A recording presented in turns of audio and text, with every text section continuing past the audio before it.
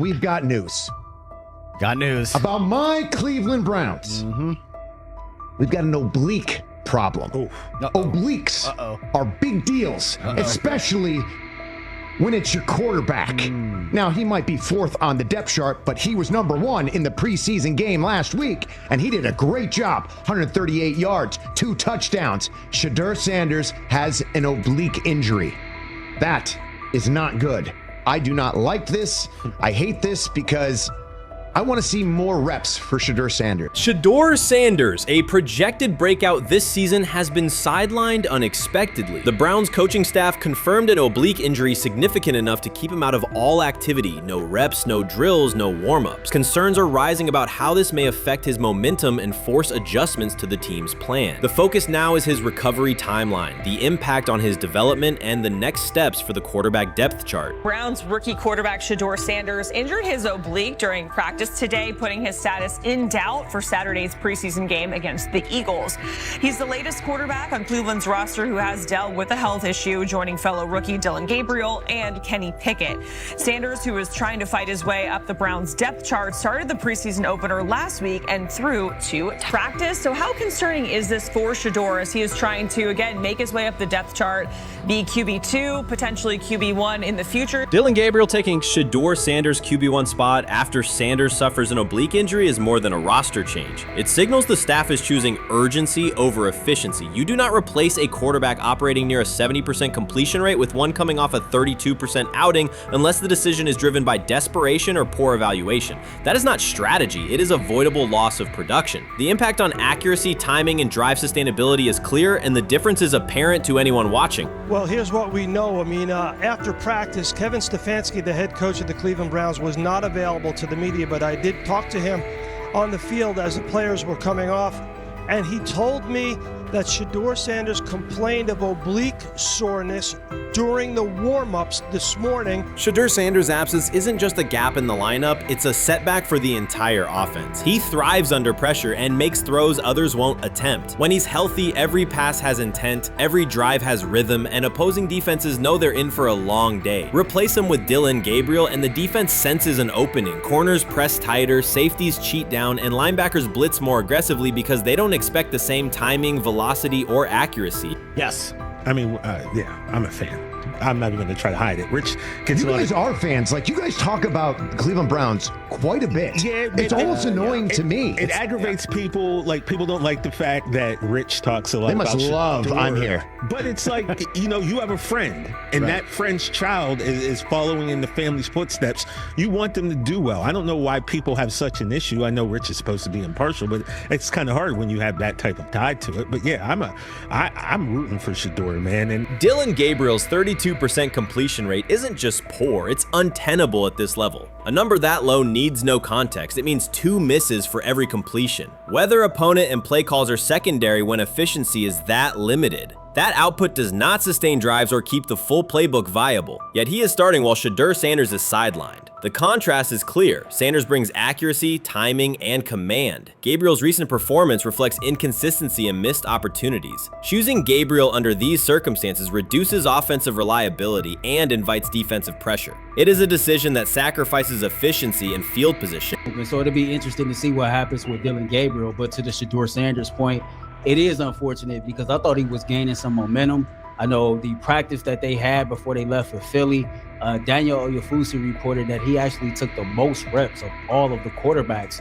And that was the first time that had happened. It was the first time that he had went ahead of Dillon Gabriel, practicing with the twos, etc. So, like, coming off that stout performance against the Carolina Panthers, he was gaining momentum. If this were a clean evaluation, there would be no debate. Shedeur Sanders is the clear choice. He's accurate, composed, and consistent with a track record of high-level production. Dillon Gabriel remains a question mark, and not the kind that stresses defense. He's the kind that makes coaches consider leaning on the run to limit risk and protect field position. The reality is that injuries create openings for players who haven't earned them. Gabriel has stepped into QB1 while Sanders is out, but that reflects circumstance, not superiority. We don't know the severity of this oblique injury and whether it will even keep him out of Saturday's game against the Eagles.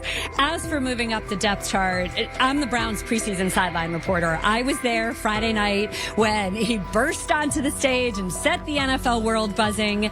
And yes, his demeanor was tremendous. His poise was tremendous.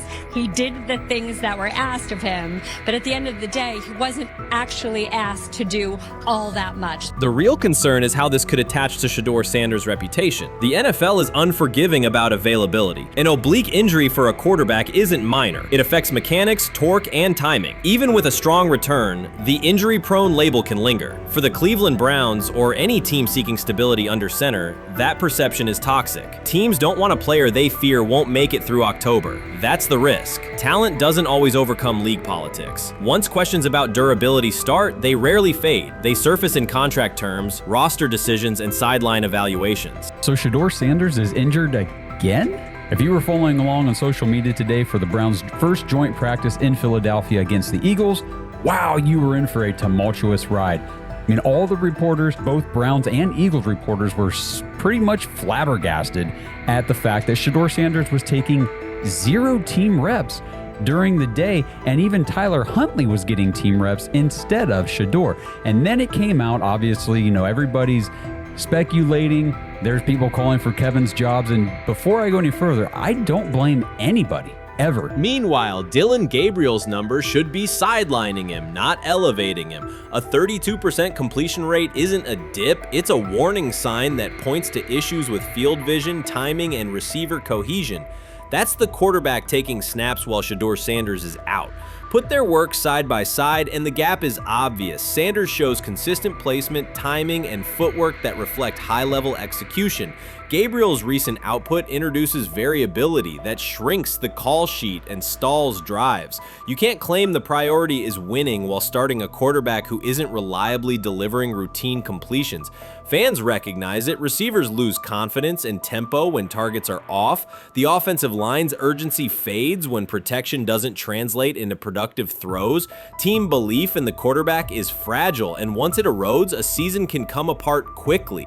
We could be looking at, 3/4 of Snoop and maybe 1/4 of Dillon Gabriel. Not really exciting for the fans. Of course, it would be nice to see what Dillon looks like. Did spend third-round capital on him. If you're Dillon Gabriel and you're a rookie, is not you be want to get healed. You want the reps. You want to take these reps.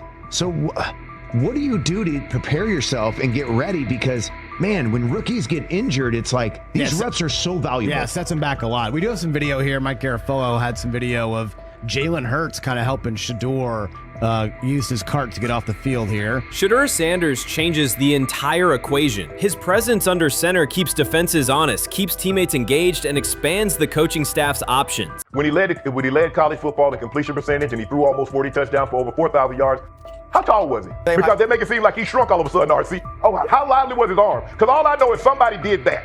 Somebody threw for over 4,000 yards, somebody threw for almost 40 touchdowns, and somebody led college football in completion percentage. Now, I'm trying to figure out, what I try to figure out all the time, Mel, is how a guy that hadn't played football in almost 5 months. Shannon Sharpe has publicly defended Shedeur Sanders and criticized those questioning him. Sanders has earned higher recognition and some fans are responding negatively. Although there's debate about whether he belongs on a second team list, Sharpe maintains that Sanders' career is clearly ascending. Reactions on social media are mixed. Some users are angry, others are surprised, and a few say they anticipated this result. The conversation remains active. When reports confirmed that Shedeur Sanders had been elevated from second team to near top tier status, Shannon Sharpe issued an emphatic response. He delivered a detailed rebuttal to critics, underscoring why Sanders deserved the promotion and directly challenging those who doubted the decision. I don't think that he was underprepared during these meetings. I don't believe any of these stories that he showed up arrogant and that he was bombing his interviews. I mean, you watch the film, he's on time, he's on point.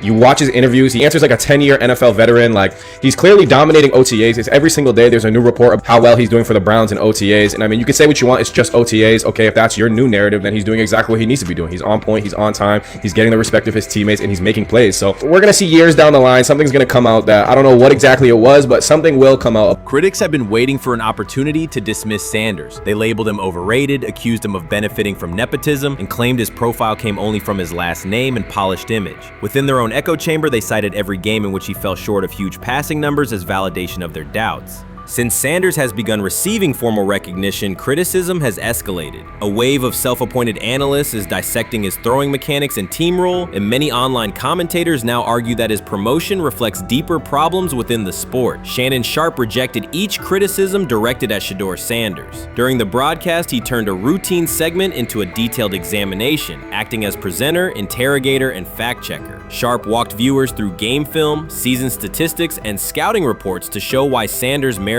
his recent promotion. Whenever a panelist claimed Sanders had not earned the role, Sharpe countered with completion percentages, efficiency ratings under pressure, and documented late-game drives that changed outcomes. He stressed that the backlash was driven less by on-field evidence and more by reluctance to revise earlier opinions. Sharpe argued that critics were upset not because Sanders lacked qualifications, but because his progress contradicted their initial narrative. By the end of the discussion, Sharpe had moved past simple defense and reframed Sanders as a clear example of performance-based advancement, demonstrating that early predictions can be wrong. Never heard of no Dillon Gabriel or Tyler Shock. What the hell is that? So how is Shedeur Sanders going behind them? I'll tell you how. Collusion. 4 different times they passed on him. How the hell does that happen? 4 rounds. It doesn't happen to a quarterback. We've never seen anything like this before. Shedeur Sanders with the watch. Shedeur Sanders with his bravado. Shedeur Sanders with this supposed arrogance or whatever. Shedeur Sanders' advancement did not happen by chance. While detractors questioned his resume online, he continued to prepare, attend every practice, and deliver accurate throws under pressure. The contrast between his output and the complaints directed at him has been stark. Some critics even argued the selection committee was, quote, biased toward performance, as if rewarding strong play were improper. Rumors quickly followed. Certain commentators speculated that a public relations push from the Sanders family must have influenced voters, suggesting everything from coordinated media strategies to alleged favors for coaches. None of these theories addresses the basic point. Sanders earned his promotion through consistent production, poise in the pocket, precise ball placement, and efficient decision-making. Shannon Sharpe highlighted these facts during his response. He noted that Sanders' performance metrics justify the recognition and emphasize that resistance to the move stems more from prior prejudice than from substantive evaluation. For Sharpe, the goal was clear: present the data, challenge unfounded claims, and correct the narrative. The discussion, therefore, became a broader statement about acknowledging merit and abandoning outdated assumptions. Colin Cowherd defend college basketball coaches who have gotten a DUI, come to their defense and say they didn't need to be fired, that they deserve a second chance. But Shedeur Sanders drives 40 miles over the speed limit, gets a one-on-one ticket, and Colin Cowherd comes on his show today and says he's out on Shedeur Sanders. He's seen enough. He can't support him anymore. He can't be in the Shedeur Sanders camp because of this speeding ticket. Shannon Sharpe addressed commentators who portray constant doubt as expertise. Those who discount strong performances with "we'll see" but declare bust after a single mistake. He noted their belief that progress only counts if an athlete visibly struggles. Sharpe's response was methodical rather than emotional. He presented evidence, cited statistics, and calmly refuted each claim. Following his remarks, several critics began revising or deleting earlier posts, recasting themselves as longtime supporters of Shedeur Sanders despite having questioned him for months. Sharpe insists on accountability, naming specific individuals and dates while requesting public acknowledgement of prior errors. He argues that analysts cannot spend months undermining a player's potential and then quietly adopt a supportive stance once the athlete succeeds. These are serious, big-time, top-of-the-line playmakers that they have. If you can go 45-42 in the fourth quarter because your quarterback set the school record with 510 yards passing. He was flawless. Shedeur is big time. I didn't know for sure, will it translate to the next level of competition? Yes, it might translate to the next level of competition as he can play. Critics who once claimed Shedeur Sanders was unprepared now hesitate to acknowledge their mistake. They resist retracting earlier comments and struggle to accept that an athlete can succeed without their approval. Sanders continues to share practice clips and game highlights without engaging the debate, while Shannon Sharpe documents every dismissive remark, ready to revisit them on national television. The disapproval did not slow Sanders. It underscored his progress and exposed the gap between perception and performance. As a result, the conversation has shifted. Analysts Analysts who doubted him now describe him as undervalued and publish detailed evaluations of his mechanics and game management, suggesting long-standing familiarity with his career. In a matter of weeks, critics have recast themselves as advocates, demonstrating how quickly opinion can change when consistent results leave little room for doubt. Shannon Sharpe signaled that his commentary is not over. He considers Sanders' advancement a positive outcome for every athlete who has been overlooked or criticized for having confidence. Sharpe stressed that analysts do not have the authority to determine who deserves recognition based on personal preference. The reaction to Sanders' promotion, he argued, revealed how quickly opinions can shift once results are undeniable. Sharpe pointed out that many vocal critics became quiet when confronted with objective performance data. This exchange, Sharpe insisted, reached beyond defending a single quarterback. It challenged the practice of dismissing achievements that do not fit familiar narratives. He reminded viewers that success does not require external approval and that consistent talent will surface despite online commentary intended to minimize it. While critics reconsider their positions, Sharpe remains steady, assigning credit to the athlete and allowing the scoreboard to confirm the argument. In his view, the statistics speak clearly enough. Sharpe also emphasized that the intensity of the backlash must be placed in context. College football is a volatile environment where unexpected outcomes are common. Therefore, declaring failure based on incomplete evidence only weakens the credibility of sports analysis. The discussion underscored the need for measured evaluation rather than reactive judgment. Zach Jackson and him and everybody else that we talked to have said that Shedeur looks good. He looks really good. Yes. He looks better. And we got Zach that say Dillon Gabriel ain't even an NFL quarterback.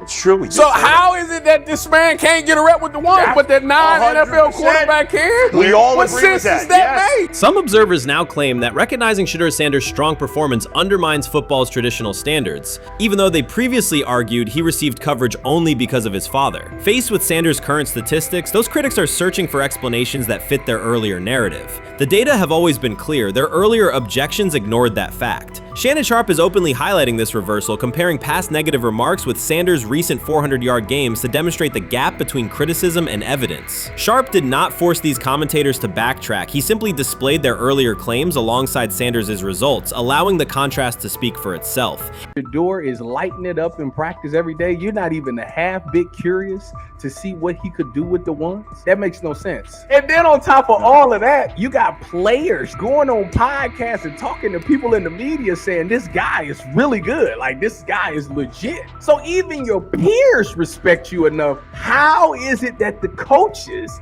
can't see that? It always starts with the players. Where the players like, hey, you see that? You seen that pass he threw? The Cleveland Browns were taken by surprise when quarterback Shedeur Sanders stepped in for first-team snaps, asserting control of the drill and instantly highlighting deficiencies across the rest of the room. His confident command forced coaches to pause practice clips, reevaluate progressions, and consider immediate adjustments to the depth chart. Within minutes, discussions spread throughout the facility and online forums as fans weighed what Sanders' showing means for the current starters. The organization now faces an urgent, data-driven decision on whether Sanders should move up permanently. Shedeur Sanders arrived at Browns practice, took several first-team reps, and the entire quarterback group immediately felt the pressure. Coaches erased the whiteboard and reviewed their plans. Staff members exchanged concerned comments, and observers began asking whether Sanders was positioned to assume a larger role. Tony, every year we see at least 1 to 2 teams.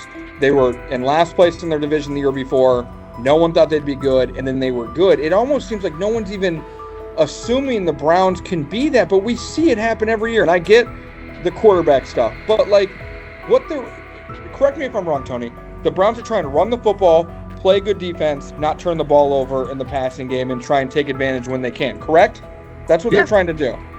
That was the 2020 offense. The Cleveland Browns are still searching for stability at quarterback. Deshaun Watson is yet to deliver consistent starter-level production that justifies his contract, and each game renews doubts about whether he can regain peak form. Behind him, rookie Dorian Thompson-Robinson shows promise but remains inexperienced and unpolished. Coaches are evaluating alternatives each week and may need to adjust the depth chart if progress stalls. The roster around them is built to contend now, so ongoing uncertainty under center is increasingly costly. As we talk about, we do believe in best player available. We do believe in positional value, and We didn't necessarily expect him to be available in the 5th round, and so we love adding competition to every position room and adding him to compete with the guys that are already in there. We felt like that was the appropriate thing to do. The Browns quarterback group is unsettled. Deshaun Watson has yet to provide the reliable, high-level play his contract demands, while rookie Dorian Thompson-Robinson remains promising but unpolished. Depth behind them consists mostly of veterans whose experience lies more in holding clipboards than leading offenses. The coaching staff needs an immediate answer, not a 3-year development project. Shedeur Sanders enters as that potential solution. At Colorado, he passed for more than 3,200 yards despite working behind one of college football's poorest offensive lines, consistently demonstrating poise, quick processing, and accurate ball placement under heavy pressure. Film shows steady reads and disciplined footwork, traits that offset concerns that his profile is built on family name or media attention. Cleveland viewed the signing as a low-risk, high-reward move. Early in camp, Sanders received a handful of first-team snaps intended merely as an evaluation. Those plays quickly changed practice tempo. The ball came out on time, receivers hit their landmarks, and the defense struggled to adjust. Coaches immediately expanded the review using phrases such as evaluate every option, an indication that the depth chart was no longer fixed. Watson sensed the scrutiny. Thompson-Robinson increased his urgency. Within minutes, competition in the quarterback room intensified. Sanders repeated that performance in subsequent sessions. His footwork remained clean, progression sharp, and throws firm and precise. Each strong rep forced staff to reassess the plan to keep him buried on the developmental track. The broader context magnifies the pressure. Cleveland's roster is built to contend now. Fans are weary of quarterback turnover, and the front office cannot afford another costly misstep under center. Around the league, rookie passers rarely wait multiple seasons anymore. Joe Burrow, Justin Herbert, CJ Stroud, and even late pick Brock Purdy established that precedent. If Watson opens the regular season and struggles, public calls for Sanders will grow, especially if the rookie flashes in preseason. Alternatively, another team could attempt to acquire him if Cleveland hesitates to elevate his role. Each scenario underscores the same reality. Sanders' emergence has turned a routine camp evaluation into a critical decision point for the franchise.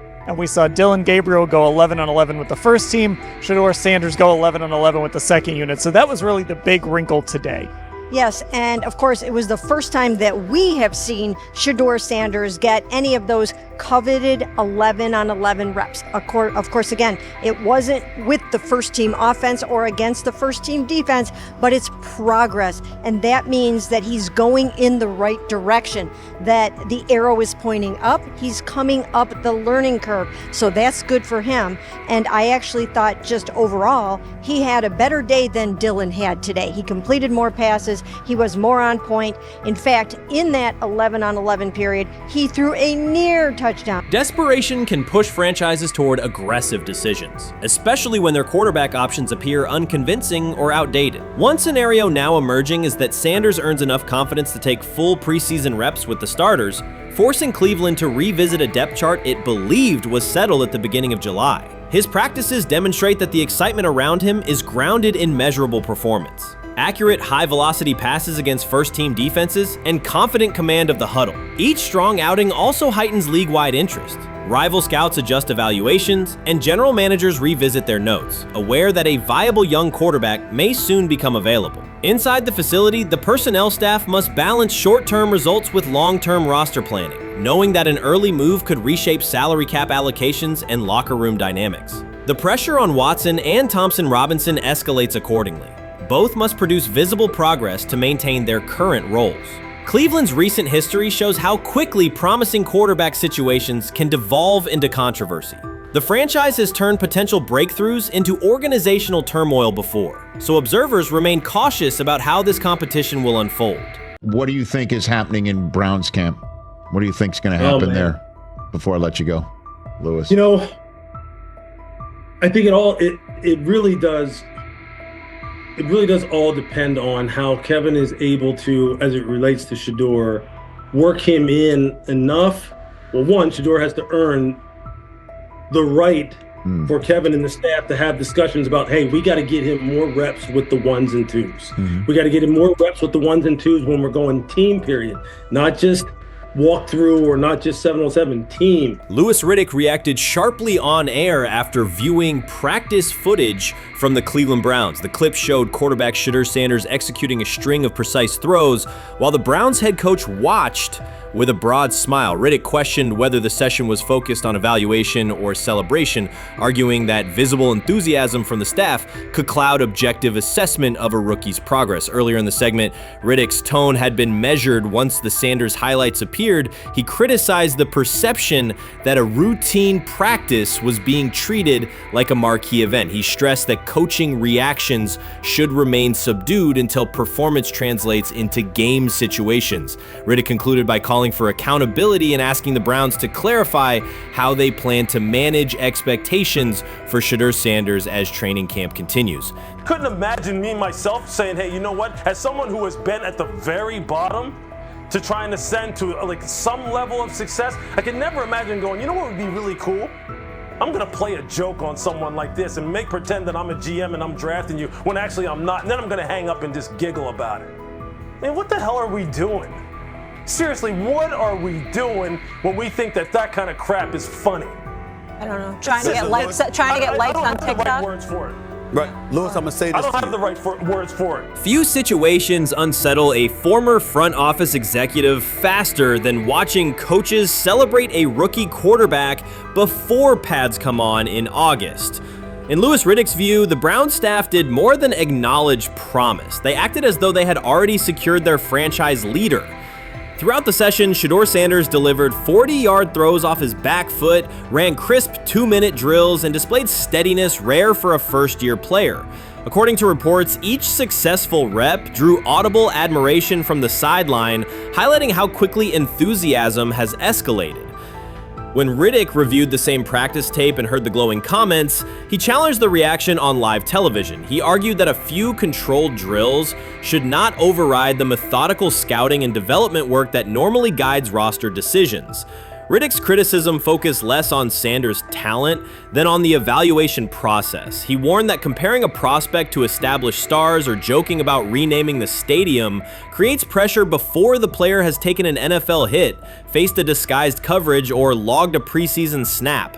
Praising potential is acceptable, he said, but anointing a savior in July risks repeating the organization's history of premature quarterback expectations. Sanders brings confidence shaped by his father's legacy and his own disciplined preparation, yet Riddick insists that progress must be confirmed over time. He urged the Browns to temper public excitement, follow a structured development plan, and reserve celebratory reactions for on-field results that matter. Regular season production under live pressure, not highlight clips from a midsummer workout. He has to earn that. Kevin has to figure out a way to do that. So then you can reasonably assess what you have in him compared to Dillon Gabriel, compared to Kenny, compared to Joe Flacco. If you don't, then the conversation surrounding him is going to continue to be what it's been, which is, but for some people, he was overhyped all along. He's not that great of an athlete, doesn't have a big enough arm. There's a reason why he was a 5th-round pick, blah, blah, blah, which I don't believe. I believe if he is given enough reps, earns enough reps, and then is given enough reps in meaningful situations, he can throw the ball just as good as Joe, if not better, just as good as Kenny, if not better, just as good as Dillon Gabriel. After more than 2 decades in personnel and broadcast analysis, Louis Riddick was dismayed to see a franchise bypass basic evaluation standards after only a series of eye-catching minicamp throws. Reviewing practice footage from Cleveland, he observed Shedeur Sanders drilling 40-yard passes against uncovered receivers and running 2-minute sequences with poise. In Riddick's view, those reps, conducted without pads, contact, or a disguised rush, show arm talent but reveal little about how a rookie handles game pressure. Riddick said the Browns' reaction drifted from objective assessment to outright admiration. Multiple reports indicated coaches were sketching new concepts for Sanders during dinner and referring to dedicated Shedeur packages well before a padded practice. Even the veterans in the quarterback room showed no visible alarm, a sign that staff excitement had already reset the internal depth chart conversation. The analyst emphasized that his concern is not Sanders' skill set. He acknowledged the quarterback's arm strength, footwork, and composure, but rather how quickly the club appears willing to declare him its long-term answer. Riddick cited several past prospects who received similar midsummer acclaim only to stall once real competition began. Given Cleveland's long history of quarterback turnover, he argued the organization should focus on incremental milestones, processing post-snap reads, surviving live pass rushes, and rebounding from mistakes on Sunday afternoons. Riddick urged the Browns to temper expectations and follow a structured development plan so Shedeur Sanders can progress without undue pressure. One coach reportedly admitted he replayed Tuesday's scrimmage film so often that he lost sleep, an anecdote Riddick offered as proof that enthusiasm is already outpacing reality. All asking now is what is going on with Shedeur Sanders, and so the floor is yours. Maybe you can make sense of this free fall with what was at one point the top-rated quarterback in this draft class. Yeah, see, I think at this point in time, this really isn't a football discussion any longer. This is a personal discussion. This is about a fit discussion. It's whether or not teams are just comfortable with everything that comes along with Shedeur in terms of who he is as a person, all the people that are surrounding him in terms of his inner circle, and whether or not teams deem that to be something that they're comfortable with. Right or wrong, that's the only conclusion you can really come to at this point. Louis Riddick voiced an escalating concern during the segment. Having witnessed numerous quarterback setbacks in his career, he worries another may be forming. Not because Shedeur Sanders lacks talent, but because the praise around him is growing without restraint. Sanders has simply attended practice, delivered accurate passes, led the huddle, and shown the composure expected of an NFL player. Riddick fears the Browns' reaction, treating routine drills as proof of long-term success, risks setting premature expectations. He cautioned that the organization seems ready to celebrate a franchise savior before Sanders has taken a competitive snap, noting that such early adulation has derailed promising prospects in the past and could impede Sanders' measured development. Watson says he has been mentoring Shedeur Sanders at the quarterback position. The biggest failure in the NFL is now mentoring quarterbacks. The most overpaid underdeliverer at the position is now mentoring 2 rookie QBs and a Super Bowl champ. So what exactly are you mentoring him at? You have had 24 civil lawsuits that you paid off to go away. And when you play, you are as ass as those massage therapists are, apparently. Shedeur Sanders is also a show. It's all about him. It's all about anything else. If you don't see that by now, then you're just blinded. Cleveland's second most talked about player has yet to take a professional snap, and it isn't Deshaun Watson. Rookie quarterback Shedeur Sanders has already captured the locker room's attention and the fan base's enthusiasm, creating a visible shift in the team's internal dynamics. Watson, once the uncontested focal point, now shares the spotlight with a newcomer who has only practiced in shorts. The Browns are experiencing a rapid, unforeseen change in popularity within their roster. Four-man competition. It's not. It's 2 guys versus 2 guys. It's the 2 older guys to be the starter. Yeah. It's the 2 younger guys to position themselves however it may be. Right. Show little improvement every single day, right? So, of all the things I'm watching the first 5 when they break a session, the first 5 with the veterans, with the ones. Who's in there, where are they going? The ball's going to Judy, right? Flacco's no dummy, lasts as long as he has, right? He can really whiz it. But as we go on, I want to watch these guys because they probably just got plays installed Tuesday, and they're out there running them Wednesday. Shedeur Sanders arrived in Cleveland and immediately commanded attention. The rookie has yet to take a preseason snap, yet the energy around him inside the building and across social media eclipses what many veterans receive in an entire season. Fan enthusiasm is so strong that Deshaun Watson's jerseys are already drifting toward the clearance rack at the team store. In a matter of days, Sanders has become the roster's second most popular figure, while Watson watches his once secure QB1 status and public approval shrink by the hour. Shedeur or Deshaun? Who do you want as your quarterback next year? Honestly, Shedeur. I love Deshaun though.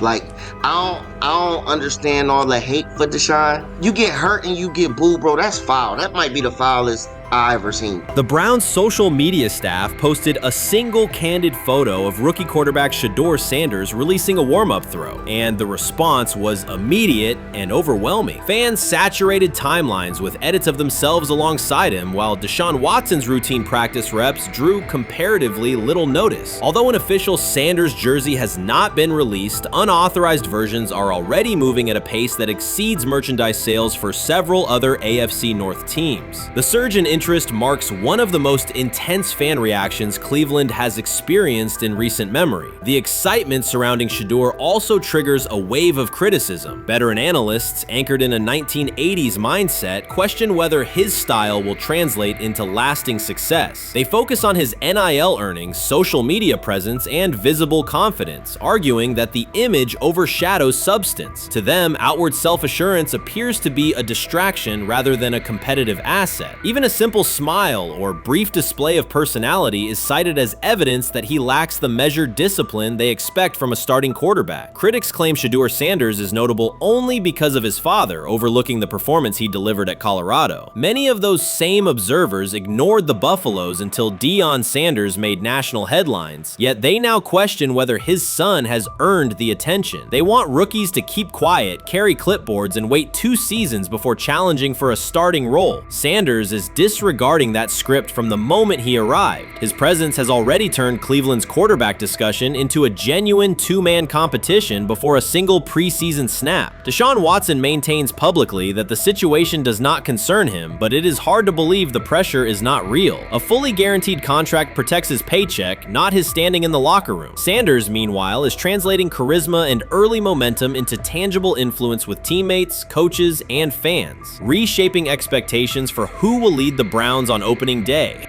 I'm a firm believer. If I wanted Shedeur Sanders at 2, at worst at 33, of course I already think that he's better than other quarterbacks. Because that's the type of talent, that's where I would have picked him at. And if he was at 2 or 33, and he still had the same exact skill set, we will be talking about him starting and playing. Right. Well, there'd only be 3 quarterbacks. It'll be 3 quarterbacks, not 4. Not 4, yeah. But since he moved to the 5th round, that's cool. They might have to go along with it. But to me, I think if you ask who got the best tools, I'm going with Shedeur. Shedeur Sanders has not taken a single professional snap, yet discussion about him has split NFL social media into 2 camps. One side already argues he should start immediately. The other worries about what that means for veteran quarterbacks like Deshaun Watson. Reporters now line the perimeter of Browns camp, scrutinizing every inconsistency in Watson's spiral and every precise throw from Sanders during drills. Each well-placed pass is clipped, posted to TikTok, and captioned as evidence of a future QB1. Cleveland is no stranger to quarterback drama, but this situation is different. Rather than cycling through another unproven starter, the franchise is dealing with a rookie who entered with more polish, public attention, and perceived readiness than most first-year players. Fans chant Sanders' name before he has appeared in a preseason game, while the established starter works to maintain his relevance. The atmosphere is not yet a full controversy, it is a countdown. Traditional analysts insist on the importance of experience and respecting the process, yet Sanders is progressing on the timeline set by the supporters who already view him as the next leader of the offense.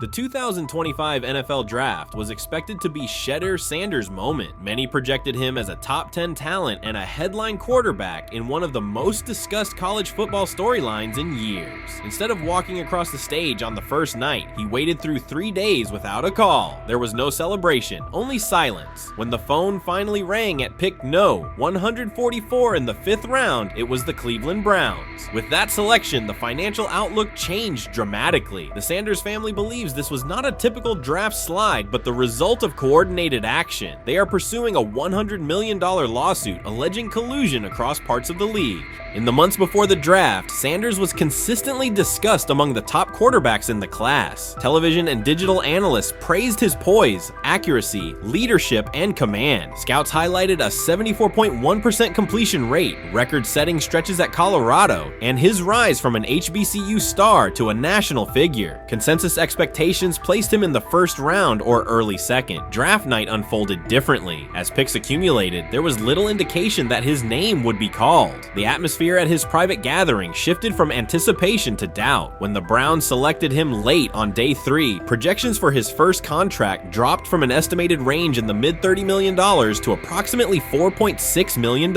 with corresponding reductions in likely endorsements and long-term positioning. According to Deion Sanders and others close to the family, this was not about performance, injury, or conduct. They argue it was coordinated. Attorneys were contacted immediately. The allegation is straightforward. Sanders' value was suppressed intentionally. The family's position is that this was a calculated decision within parts of the league, not an isolated set of evaluations. The legal claims focus on communications that, if authenticated, could be significant. Internal emails, text messages, and owner-to-owner conversations. The family's representatives contend that these materials show a deliberate effort to avoid drafting Sanders in early rounds based on perceived image concerns rather than football merit. One message reportedly under review framed the decision in branding terms. Drafting Shedeur would mean inheriting the Prime brand. The complaint asserts that this view led some teams to discourage others from selecting him unless necessary, not for film-based reasons, but to avoid perceived attention and external pressure tied to his family's profile. A related thread involves speculation about team fit and willingness to play for certain franchises. Past public comments by Deion Sanders were interpreted by some as signals of an Eli Manning scenario. The family's view is that these were strategic statements, not ultimatums. They argue that rather than engage in discussion, teams chose a passive approach, no direct rebuttal, reduced contact, and a collective reluctance to invest a premium pick. If phone records and written communications corroborate coordination, these items could become central exhibits. Media tone shifted as the draft neared. Coverage that had emphasized production and leadership began highlighting intangibles, interviews, and perceived coachability. Anonymous sourcing appeared in multiple outlets, with claims that Sanders skipped combine drills out of arrogance, bristled at film critique, or told one club, "Maybe I'm not the guy for you," after a tense session. A widely cited line, "Nobody wants a celebrity backup quarterback," was voiced by Colin Cowherd and circulated as shorthand for risk. The Sanders legal position is that these narratives did not arise organically, but reflected a coordinated leak pattern that undermined his market value.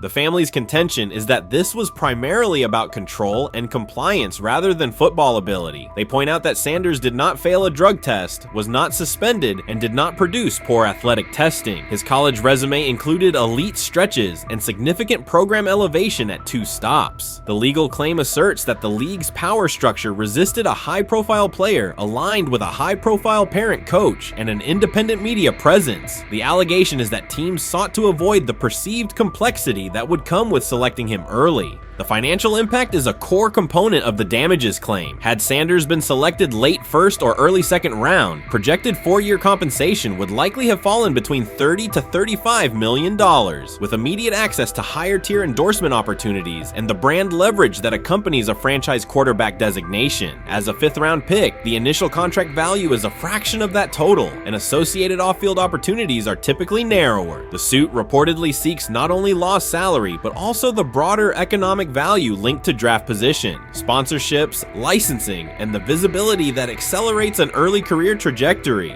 The filing's scope, as described by sources close to the family, extends beyond the league office. It may involve media outlets, scouting firms, and specific executives if discovery shows coordination or materially false statements that affected value. The argument is that the draft slide harmed not only Shedeur, but also the broader Sanders brand, affecting perceptions of Deion Sanders as a recruiter, coach, and public figure. The family's view is that narrative construction around brand risk and celebrity backup produced a measurable economic and reputational loss. If a court authorizes discovery, the process would likely compel emails, internal draft notes, and message archives from teams and third-party intermediaries. Subpoenas could be served on media organizations for sourcing records related to anonymous quotes. That level of transparency would be unusual and could reveal how information flows during pre-draft periods. The legal theory moves beyond a single player's evaluation to the draft's integrity, whether owners or executives acted in concert to reduce a prospect's value for reasons unrelated to football performance. The league has not publicly addressed these specific allegations. Background comments from executives characterize the claims as overreach. The family's camp maintains they have documentation sufficient to proceed. The comparison points referenced by observers include Deflategate, Spygate, and the Colin Kaepernick grievance, not because the facts are the same, but because of the potential scope, policies, practices, and the balance of power between the league and individuals challenging its processes. Another dimension of the dispute involves how the NFL perceives Deion Sanders, Coach Prime, and the autonomy he promotes. He built a large media footprint around his programs at Jackson State and Colorado, elevated his players' profiles, and spoke openly about fit and leverage. The family contends that this visibility, combined with statements about preferred destinations, triggered resistance. The complaint frames the response as a preference for compliance and predictability over independent branding and public negotiation.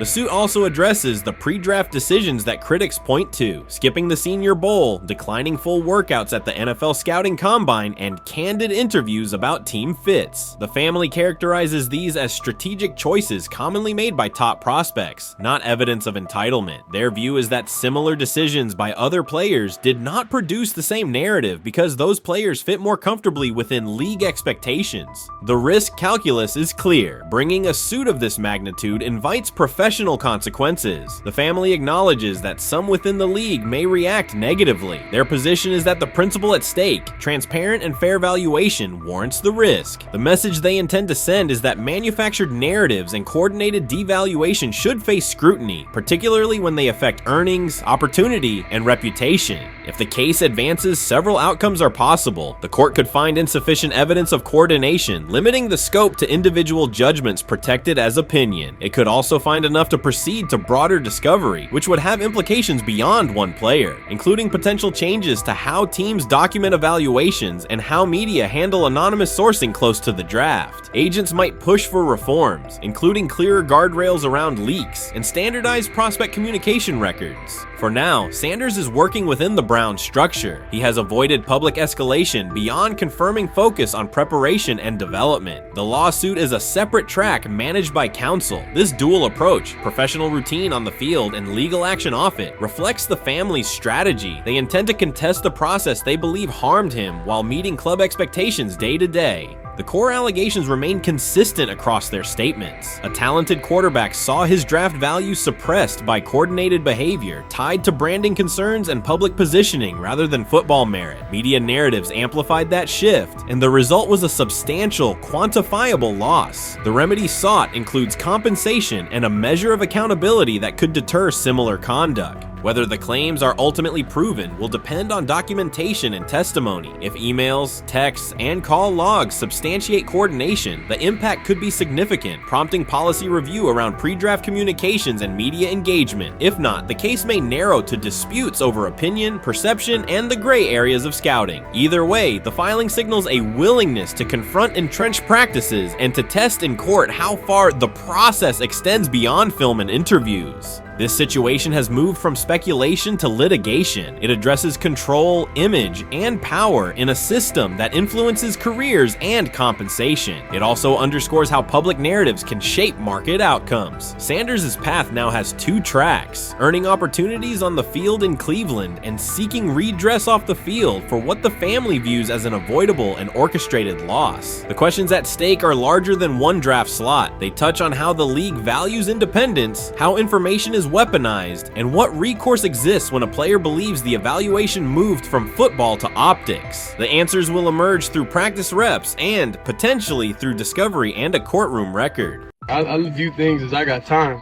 I got time to be able to grow and mature, and be able to understand the ins and outs of the defenses and be able to get the good insight from the vets in the room. So I look at it as, a plus, and whenever, it's time for me to play. Shedeur Sanders rolled into Browns camp and instantly made the whole practice feel like a recess pickup game. NFL vets suddenly looked like they'd forgotten the playbook and were just trying to keep up. With that being said, I see some balls coming out of Shedeur Sanders at that camp, and I'm like,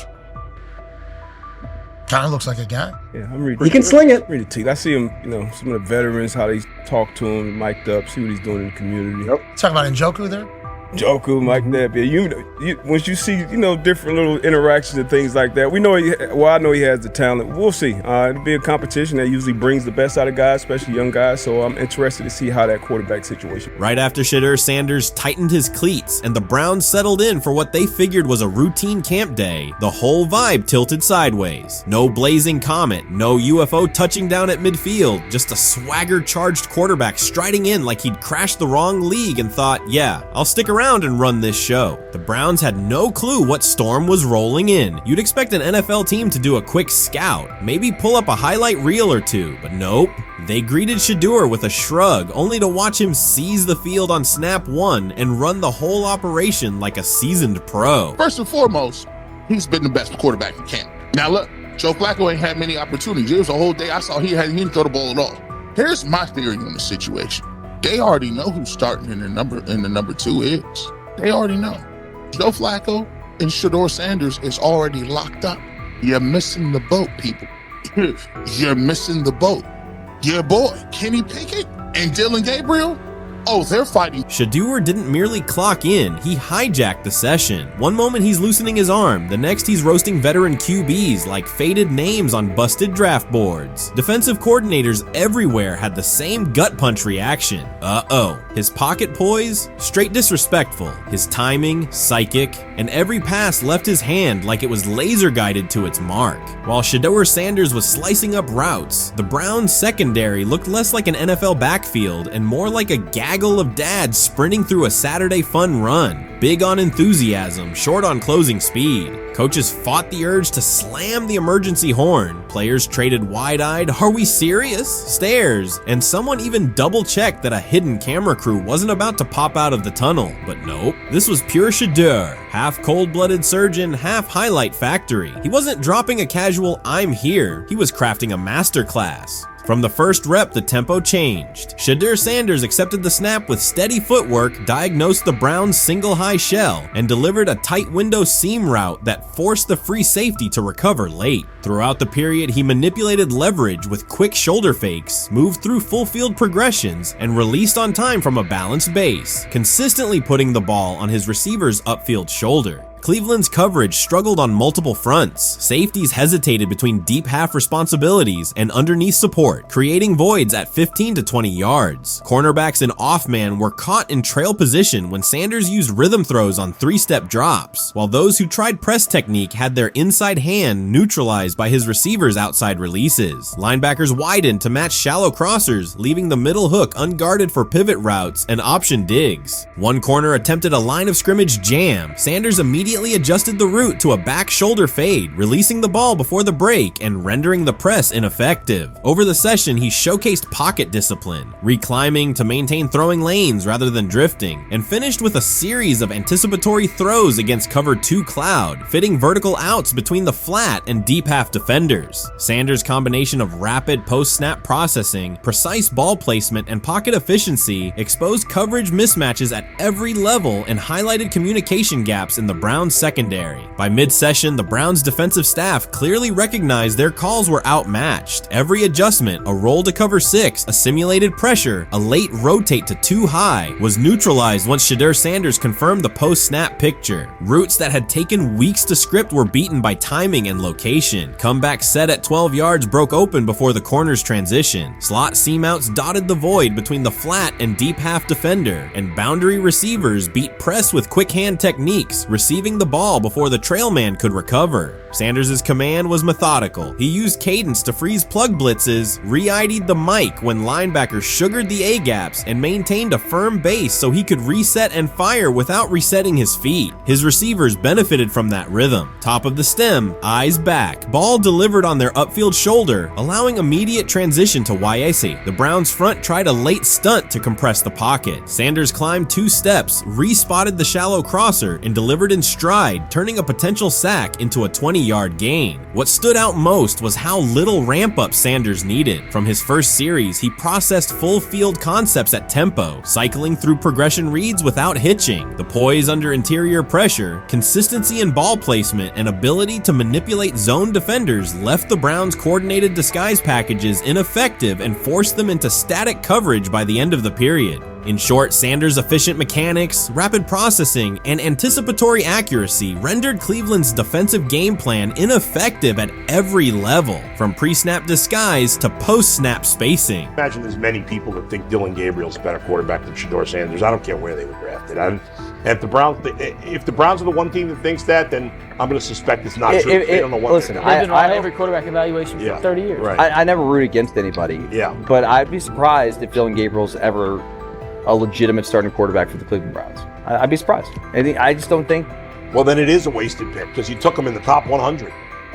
Yeah, but potentially. Yeah. May get away with it because of Shedeur. An edge rusher chirped at Shedeur Sanders between snaps, hoping to shake his rhythm. On the very next play, Sanders answered with a 30-yard laser, a deep dig from the boundary side that split the single high safety and the trailing corner. He hit the top of a 5-step drop, kept a firm base, and delivered on time to the receiver's outside shoulder, turning what should have been a routine rep into a sudden change explosive. From that moment on, every coverage wrinkle the Browns tried, rotating from cover 3 to quarter half, half, flashing a Tampa 2 shell, mugging both A-gaps, was met with a precise counter. When corners pressed, Sanders adjusted the route to a back shoulder fade. When safeties widened, he checked to a glance post. When linebackers bailed, he found the running back on a delayed option out of the backfield. Even late simulated pressures couldn't move him off his spot. He simply climbed, reset his feet, and fired. As Cleveland's defenders rotated through checks, Sanders manipulated them with cadence and eye discipline. He froze weak side safeties long enough to create intermediate windows, then feathered the ball into those lanes before help could arrive. When the Browns finally dropped 7 and matched every route, Sanders tucked the ball and converted 2 separate 3rd and 6 situations on the ground, reminding everyone that his mobility is as calculated as his arm. By the end of the session, the defensive coordinator's call sheet looked obsolete. Sanders had neutralized blitz looks, exposed spacing issues in zone, and forced the unit into static base coverage just to survive the period. It wasn't a camp drill anymore. It was a clinic on timing, processing speed, and controlled aggression, delivered snap after snap by a quarterback who never needed a warm-up lap to own the field. They never planned on taking him. The problem is,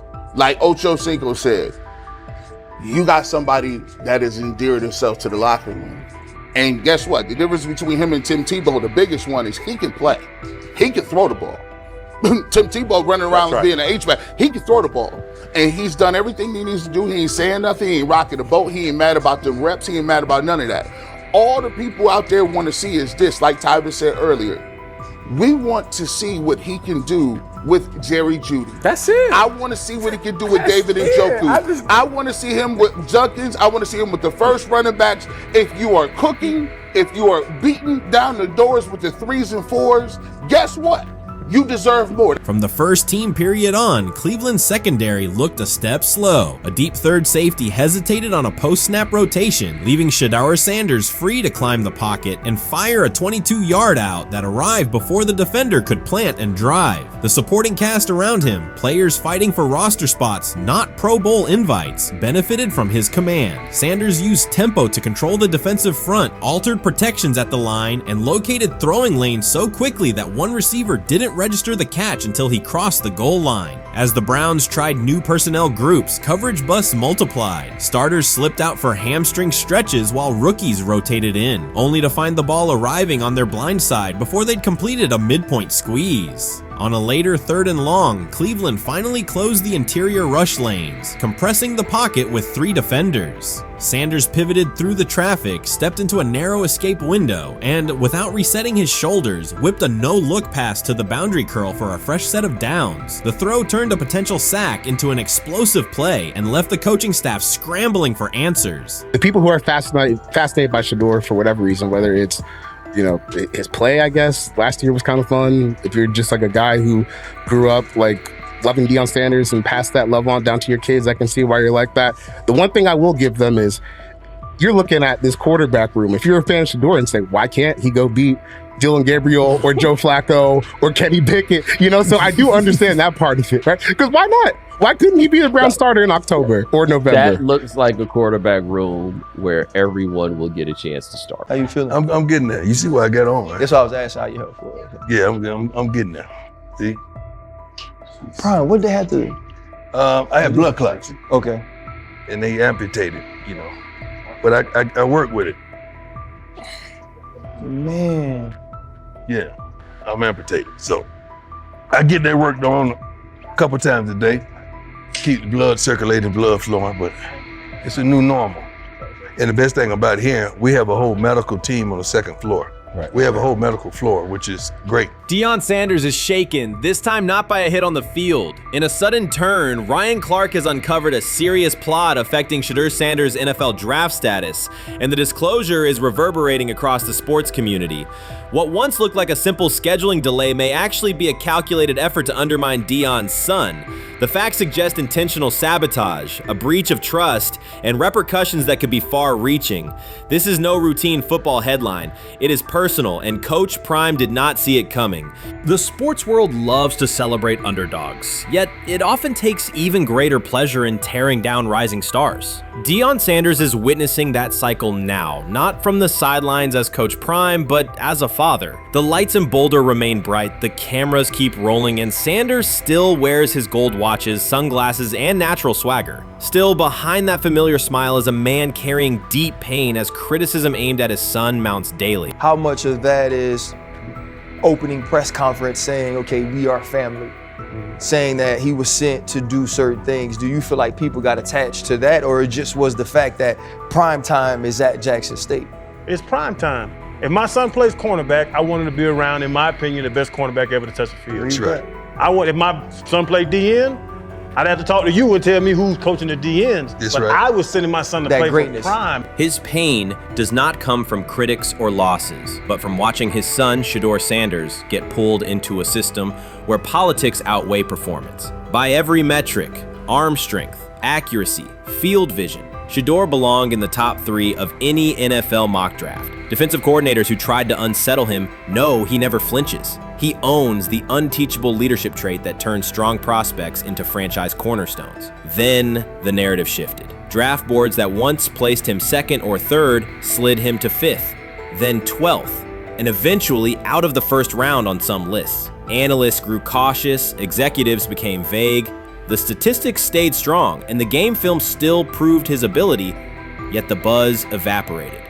The abrupt silence felt deliberate and wrong. Former NFL safety and respected analyst Ryan Clark then delivered an unfiltered disclosure, not on a scheduled TV segment, but in an unscripted comment. He stated plainly that influential figures inside the league were not overlooking Shedeur Sanders. They were actively holding him back.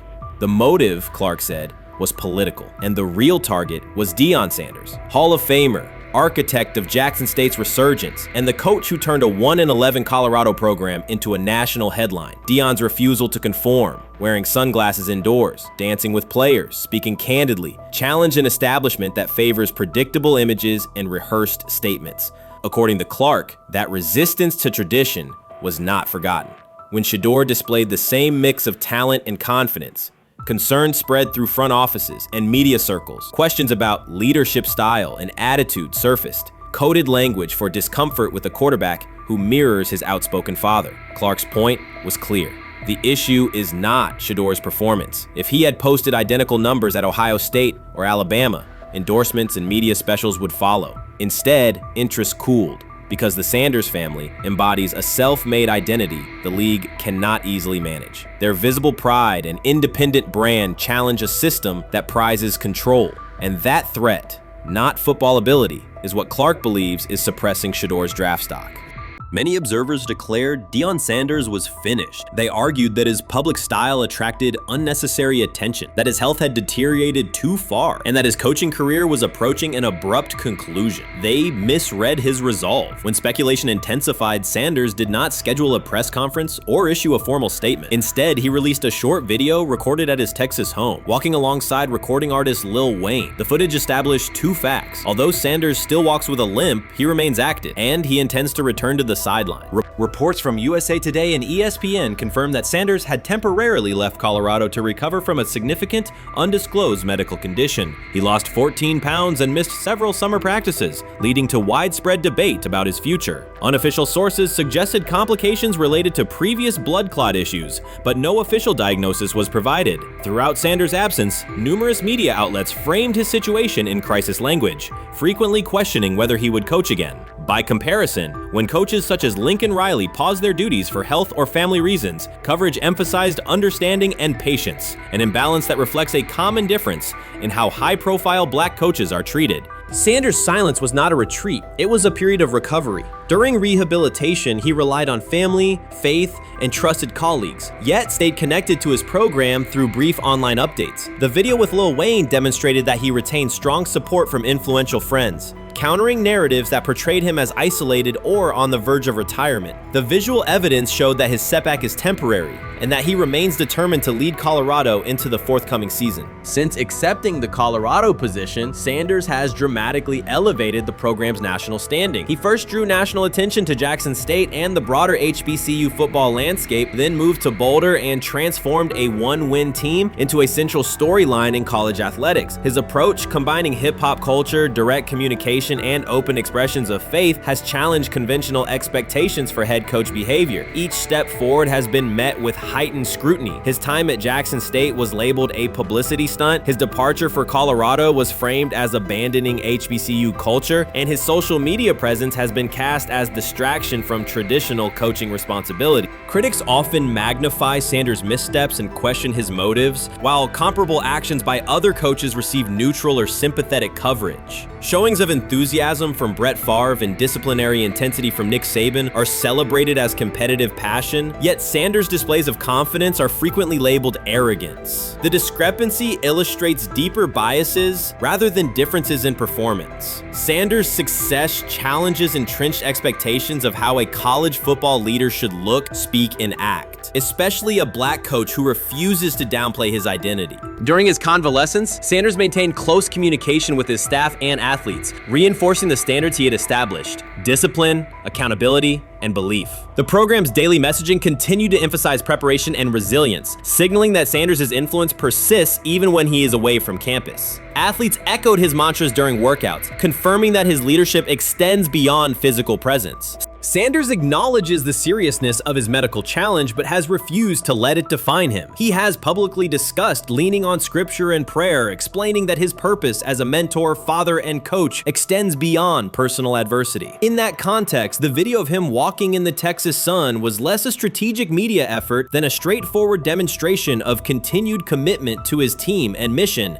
Colorado still requires Sanders' vision. Prior to his arrival, attendance was low, national media attention was minimal, and recruiting momentum had stalled. Sanders' leadership brought renewed energy, authentic identity, and higher standards of accountability. Players who previously lacked representation in college football leadership found a coach who shares, affirms, and elevates their cultural background. Sanders supplements conventional coaching priorities, scheme, fundamentals, and execution with empowerment initiatives that cultivate self-confidence and authenticity. As preseason camp approaches, Sanders intends to resume full involvement, even if medical recovery remains ongoing. His presence is expected to restore on-site leadership, stabilize the locker room, and direct media coverage toward on-field progress. For Sanders, the objective extends beyond compiling wins and includes completing a cultural transformation that expands how success and leadership are defined in modern college football. Those who predict his decline overlook the underlying traits, faith, perseverance, and purpose that have supported Sanders throughout his career. Doubts, rumors, and disproportionate scrutiny have followed him from playing days into coaching, and he has consistently responded with results. His current health setback is another obstacle, not a conclusion. The broader initiative he leads, centered on authenticity, opportunity, and high standards, continues. When Sanders returns to the sideline, it will mark the next stage of a movement he has guided from Jackson State to Boulder.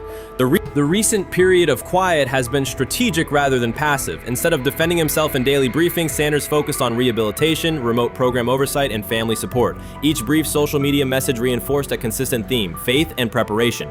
He has articulated gratitude for medical professionals and has reiterated that his mission at Colorado is unfinished. His public references to scripture have been direct but measured, aligning with his long-standing practice of integrating faith into leadership. By walking through his ranch with Lil Wayne, Sanders signaled continuity. The clip underscored that influential supporters remain engaged, that Sanders' broader network values his vision, and that he remains capable of navigating physical challenges. The visible limp was not evidence of imminent retirement. Rather, it documented the reality of ongoing recovery and the resilience with which he approaches each obstacle. Colorado's athletic administration and football staff continue to affirm Sanders' program direction. Recruitment communications cite his established record in fostering cultural relevance and national exposure. Prospective athletes respond to a coach who presents a transparent path to development, both on and off the field. Current players refer to Sanders' coaching points with clarity, citing specific drills and expectations that remain unchanged during his absence. These indicators demonstrate that the core structures Sanders implemented are functioning and that his return will be an amplification, not a restart. Criticism regarding Sanders' public persona often conflates media style with coaching substance. Analysis from opponents suggests that social media engagement dilutes football preparation, yet Sanders' staffs emphasize time management and delegation. Defensive and offensive coordinators handle in-game adjustments while Sanders directs overall culture, recruitment, and leadership. He has articulated that visibility serves to amplify program accomplishments and enhance player opportunities, not replace strategic football planning. Some commentary has attempted to reframe Sanders' health issue as evidence that his coaching model is unsustainable. The argument ignores the documented health challenges faced by numerous coaches across levels of competition. For example, college coaches recovering from heart procedures or joint replacements have returned to successful seasons after appropriate medical clearance. Sanders' case follows a comparable trajectory. Medical complications require temporary separation, structured rehabilitation is prioritized, and a managed return is planned. Institutional medical protocols at Colorado dictate clearance requirements. Sanders will meet those before resuming full sideline duties. Colorado's players have expressed public confidence in Sanders' eventual return, citing regular virtual check-ins and continued accountability. Several athletes noted that positional meetings included recorded messages from Sanders reinforcing tactical goals and personal discipline. These details confirm that Sanders has remained actively engaged, albeit remotely, and that team culture remains aligned with his principles. Looking ahead, Colorado's schedule will attract national attention, both for on-field competitiveness and the storyline of Sanders' comeback. Analysts will evaluate how quickly he reestablishes day-to-day rhythm and whether his physical limitations influence practice oversight. Internal planning accommodates gradual escalation of responsibilities, with medical staff and strength and conditioning personnel contributing to phase reintegration. The broader significance of Sanders' return extends beyond Colorado. His visibility continues to challenge prevailing narratives about leadership styles and pathways in college athletics. By prioritizing authenticity, open articulation of faith, and cultural expression, Sanders offers a contrasting template to more conventional models. His eventual recovery and sideline presence will reinforce the argument that diverse leadership profiles can succeed in elite collegiate competition. In summary, rumors of Deion Sanders' coaching demise were premature. Verified reports confirm a substantial but temporary medical setback. He used the time away to focus on health, sustain program engagement, and rely on a support system anchored in family, friends, and faith. His recent public appearance demonstrated active recovery and reaffirmed his intention to resume leadership in Boulder. The forthcoming season will test Colorado on the field, but it will also underscore the durability of Sanders' vision, one that combines competitive ambition with cultural resonance. Observers who continue to question his longevity overlook the resilience and purpose that have defined his career. Sanders' return is imminent, and the movement he leads remains intact. The rumors have ended. The decision is public. Cleveland Browns owner Jimmy Haslam has informed every level of the organization that unless an unforeseen injury intervenes, Shedeur Sanders will start at quarterback in Week 1. The announcement is not an informal suggestion or a quiet push in the background. It is a direct order. Multiple independent reports, amplified most visibly by Colin Cowherd, confirmed that Haslam delivered the directive himself. From the owner's viewpoint, the logic is simple. No one else on the roster offers the same combination of talent, leadership, and long-term upside. Joe Flacco is approaching the twilight of his career. Kenny Pickett has shown flashes but remains inconsistent. Dillon Gabriel, taken in the 3rd round, is a developmental project. By contrast, Haslam believes Sanders can alter the franchise's trajectory immediately, and he refuses to allow internal hesitation to stall that possibility. The standoff traces back to April. General manager Andrew Berry and head coach Kevin Stefanski entered the draft wanting a low-profile prospect who would fit quietly into the existing depth chart. They prioritized scheme familiarity, modest public attention, and a clear developmental timeline. When the board lined up, they reached for Gabriel in round 3, reasoning that an early investment would justify keeping a rookie on ice behind the veterans. But Sanders continued to slide, first through day 2, then deep into round 5. Haslam watched the names come off the board, convinced the league's bias against Deion Sanders' outspoken son was obscuring legitimate first-round talent. When Cleveland's 5th-round pick arrived and Sanders was still available, Haslam intervened. He did more than approve the choice. He overrode the original plan, making it clear that the organization would select Sanders and give him every chance to compete. From that moment on, the Browns' internal narrative splintered into 2 camps: those ready to accelerate around their owner's vision, and those still trying to protect their original approach. Once rookie minicamp began, Sanders erased much of the speculation. He commanded huddles, processed coverages quickly, and delivered throws with anticipation that belied his draft slot. Teammates noted his willingness to accept blame for missed timing, then correct the error without dramatics. While Flacco and Pickett split most first-team reps, Sanders treated limited opportunities as full-speed auditions. During organized team activities, he identified blitz looks, redirected protections, and consistently found his second read when the primary route was covered. More than one defensive veteran told local reporters that Sanders looks like like the best arm in the building. That assessment forced Barry and Stefanski to reevaluate their timetable. They could no longer label Sanders a long-term project without contradicting on-field evidence. Drafting Gabriel 2 rounds earlier had provided the staff an excuse to slow roll Sanders' ascent. Coaches could point to investment cost, meeting room familiarity, and installation comfort to justify Gabriel's snap share. Yet each practice rep in which Sanders outperformed the 3rd rounder weakened that shield. Behind closed doors, position coaches began requesting more Sanders film for cut-ups, and offensive assistants quietly shifted meeting questions toward concepts the rookie already executed well. By mid-June, Barry himself started describing Sanders not as a developmental asset, but as a competitive option. Those subtle linguistic changes signal the front office's recognition that the narrative had moved beyond their control. Haslam's history with quarterbacks is well documented. His pushes for Johnny Manziel, Baker Mayfield, and Deshaun Watson were high-visibility swings, each driven in part by a desire to generate excitement as well as wins. Critics highlight those choices to question his evaluation track record, yet Haslam perceives Sanders differently. Where Manziel carried off-field concerns, Sanders brings a reputation for professionalism. Where Mayfield's leadership style divided veterans, Sanders' approach has united receivers and linemen. Where Watson's trade involved unprecedented controversy, Sanders arrived at minimal draft cost. Haslam sees a rare chance to capture star potential without mortgaging the future, and he is unwilling to cede that upside to cautious pacing. Cleveland's supporters, weary of revolving door quarterbacks, have rallied around Sanders with unexpected speed. Sales of customized Sanders number 2 jerseys surged within days of rookie minicamp. Training camp ticket requests spiked once local media circulated videos of Sanders making NFL-caliber anticipation throws during 7-on-7 periods. The mood in Northeast Ohio has changed from tentative hope to active belief.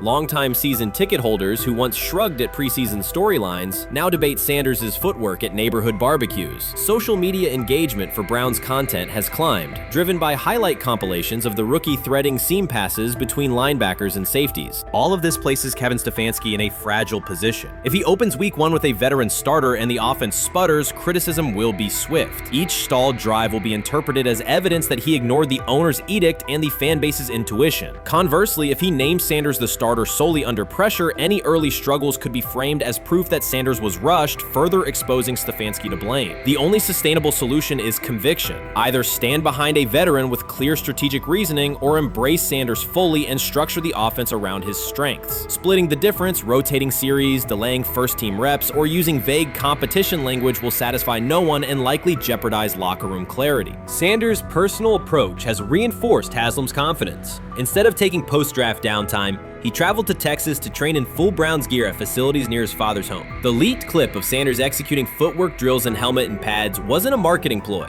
It was a glimpse into a quarterback visualizing Week 1 live. Team personnel who viewed the footage recognized purposeful rehearsal, cadence calls, pocket movement against simulated pressure, and follow-through adjustments based on imagined rush lanes. Observers asked why a rookie would conduct such intense solo sessions in May. The answer is straightforward. Sanders does not view himself as a developmental pick. He considers himself the starting quarterback of the Cleveland Browns and prepares accordingly.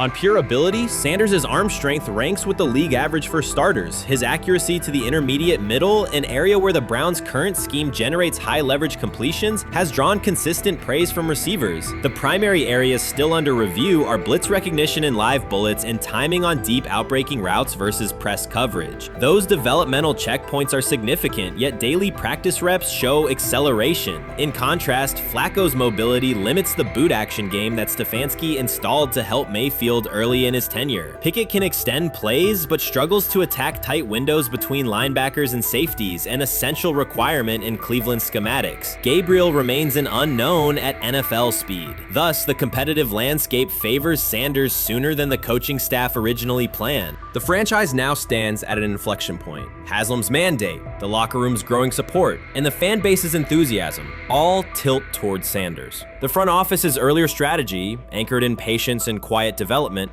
is increasingly untenable. Barry's shift in messaging indicates grudging alignment, but final authority over the depth chart rests with the coaching staff, unless ownership directly intervenes on game day decisions. A move rare, but not unprecedented in the NFL. Should Stefanski align with the owner and name Sanders the starter before preseason concludes, he can claim proactive vision and tailor the offense through training camp. Should he resist and open with a veteran who falters, he risks rapid loss of credibility and possibly his position. Either path carries pressure, but only one aligns with the momentum sweeping through the building.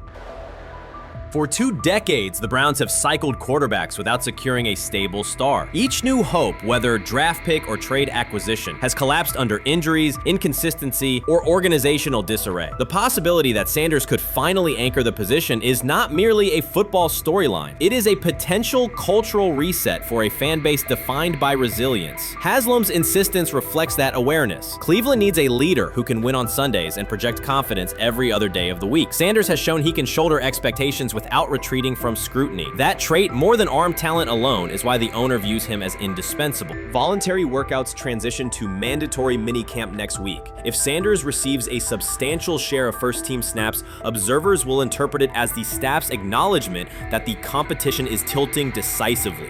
A public declaration may not follow immediately, but every rep allocation is a signal. If, however, the staff continues funneling most top unit snaps to Flacco or Pickett, tension will escalate. Local media will question the evaluation process. National analysts will debate the merits of letting a rookie learn through live action versus controlled practice. Inside the facility, players will recognize any disconnect between performance and opportunity, and unity could fray. The Browns have reached a decisive moment. Shedeur Sanders has demonstrated the skill, poise, and work ethic to justify starting in Week 1. Jimmy Haslam has publicly positioned him as the future, and by implication the present of the franchise. Kevin Stefanski and Andrew Berry must either endorse that vision or brace for the consequences of delaying it. For Cleveland fans, the significance is clear. A legitimate chance to exit the cycle of quarterback uncertainty and rally behind a signal caller capable of commanding the field and galvanizing the city. Whether that opportunity is seized promptly or postponed will define the Browns' 2025 season and likely the tenure of the decision makers involved. Shedeur Sanders did not treat day 4 of Browns training camp as anything other than work. He completed 8 of 11 passes with 3 touchdowns, operating with control and accuracy throughout the red zone periods. The throws were varied, a well-placed ball to rookie Luke Floria that led him across the goal line in stride, a firm throw to Cade McDonald over middle after a quick read, and a tight window completion to Diontae Johnson at the back of the end zone with 2 defenders closing. The sequence showed timing, poise, and placement under pressure.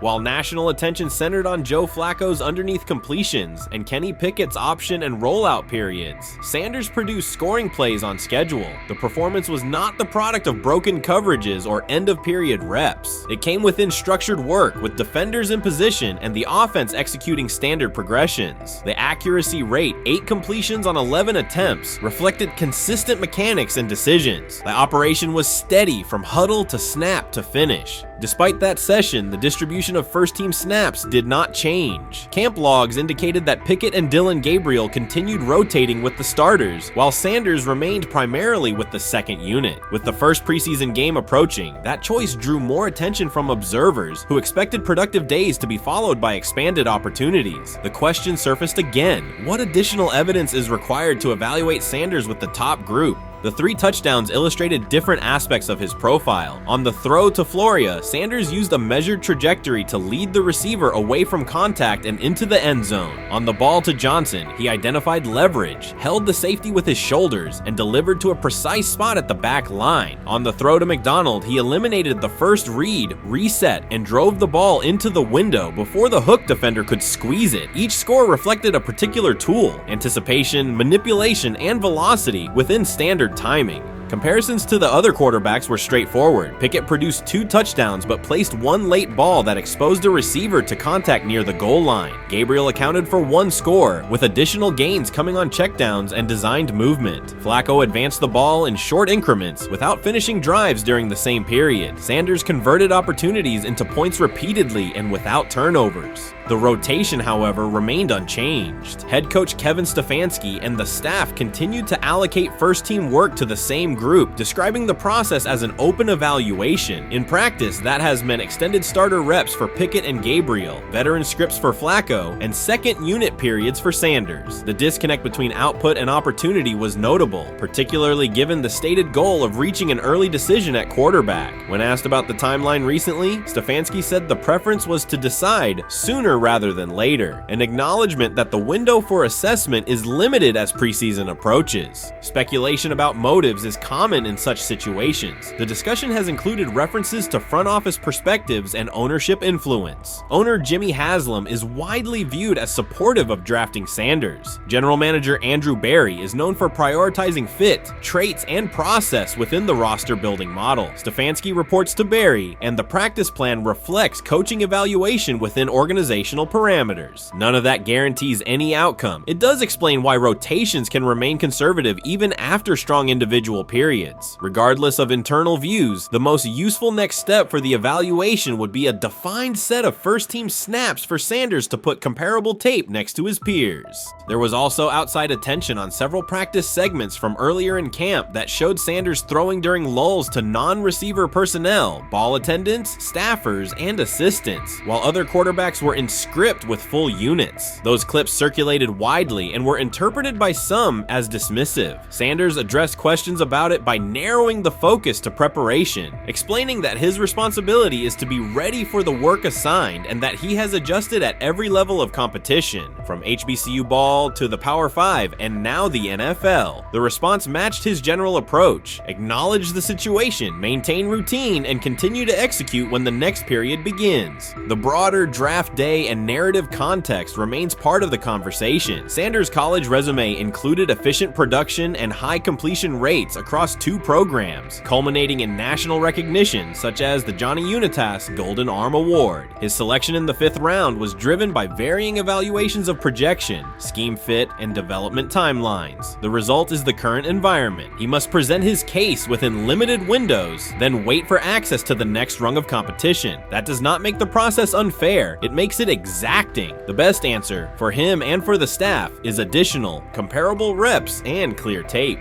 Fan reaction after day 4 was direct. Social accounts and comment threads filled with assessments that centered on performance rather than reputation. Sanders produced 3 touchdowns, avoided negative plays, and showed command in the red zone. Supporters pointed to that tape and asked for opportunities with the starters to verify whether the same rhythm carries over with the top receivers and linemen. The message was not about headlines. It was about the logic of evaluation in a compressed calendar. From an operational standpoint, Sanders' day reflected consistent fundamentals. His base was disciplined, his eyes matched his feet, and his timing aligned with route depths. On the Johnson score, he used a subtle shoulder turn to hold the safety before resetting and throwing to the back line. On the McDonald throw, the ball was out on the second hitch, arriving before the defenders could converge. On the Floria play, the arc and placement minimized the hit risk and maximized the run-through. Those are portable traits. They translate across units if the timing with receivers is established through reps. The staff's balancing act is real. They must prepare the presumed week 1 starter with sufficient continuity while also giving developmental players enough exposure to judge ceiling and floor. That tension is present in every camp. The cleanest path through it is to carve out defined first-team sequences for each competitor and evaluate the tape against comparable defenses and situations: high red zone, low red zone, 3rd and medium, and 2-minute. Sanders' performance on day 4 strengthened the case for such an allocation. Context matters off the field as well. Earlier in the offseason, 2 speeding citations, 91 miles per hour in Brunswick and 101 miles per hour in Strongsville, prompted public comment from Berry, who emphasized standards and safety. Sanders accepted responsibility, stated that he learned from the incidents and moved on. In camp, he has kept the focus on football tasks, install retention, cadence management, protection IDs, and post-practice review. He has also continued to build rapport across position groups, including veteran receivers and defensive backs, so that timing and expectations are clear when reps arrive.